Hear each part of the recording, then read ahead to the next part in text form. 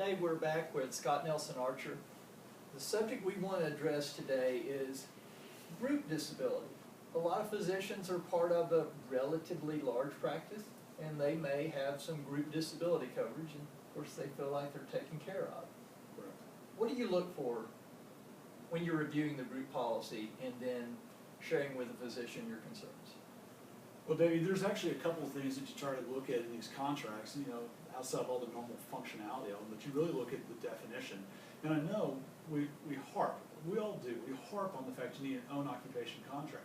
And every one of these contracts you see in the market are all marketed to you as a consumer as an own specialty contract. But when you really dig into it, it comes to what is the true definition and who decides that. When you look at group disability contracts, the vast majority of them are based upon the Department of Labor and what they determine that is your specialty. So, as an example, maybe you're a thoracic surgeon or you're an orthopedic surgeon and you become disabled. Do you realize that to be disabled and to actually receive benefit, when you have that type of definition, you have to be unable to do surgery.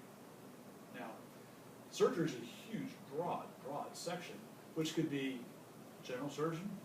Maybe you can't be a neurosurgeon anymore, but you can do an appendectomy. Or you can do a mole removal, because that's considered surgery when you remove something. You're still a surgeon. You're not disabled. So if you want to tighten these definitions up, the next level, if you will, in quality would be unable to do what the American Board of Examiners would consider to be your specialty.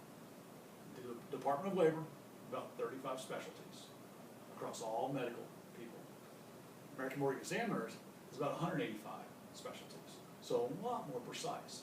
Or, as we would often suggest, is pick up an individual contract that's truly based upon your CPT codes, which gives a true accounting of the body of work that you're actually doing.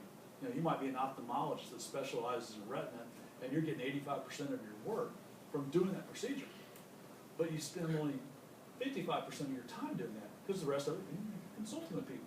You're pre-op, post-op, taking care of folks. But what are you doing that's creating your income? That's where those codes come in and say, this is what I do. So it's really critical to know not only the definition, how it works, the functionality. And the truth is, as you know, there's not many people in this whole country that know the details.